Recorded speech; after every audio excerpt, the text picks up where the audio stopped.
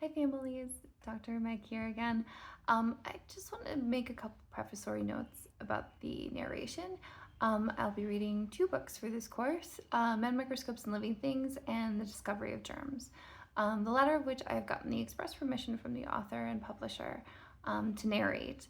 The form of which I'm not actually sure is in the public domain. It was published almost 90 years ago. I can't remember exactly when it was published.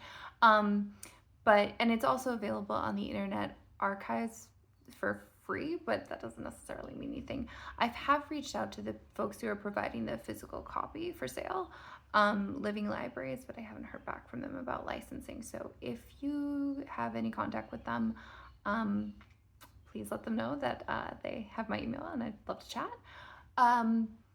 That being said, I highly encourage you to get the physical copies, one, because the illustrations are gorgeous and my screen cannot do them justice.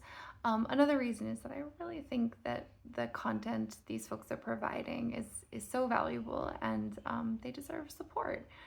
That being said, I know we're all busy. I'm a single parent and have been since my daughter was born. She's now 9. We're all busy, right? So it's nice to sometimes just be able to cuddle up on the couch together and listen to an audiobook or, listen to it while you're trying to catch up on the endless list of chores and work. So from what I've read, there's really no substitute in terms of the neurological value of reading aloud with your child, but this is as close a substitute as I can provide. So I hope it's helpful. The other thing I'll say is that I try to give each character a unique voice, but I like to take it in a different direction. So you'll notice that Aristotle sounds like he's from Wisconsin. Or he's going from Athens all the way to Lambeau Field.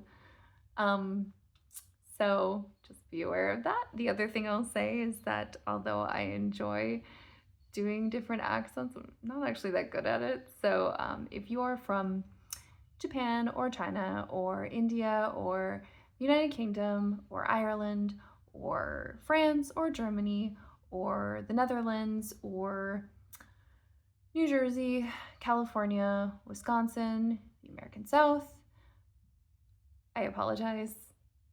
I'm not trying to do cultural appropriation. I'm just an amateur, so please indulge me. With that auspicious note, let's begin.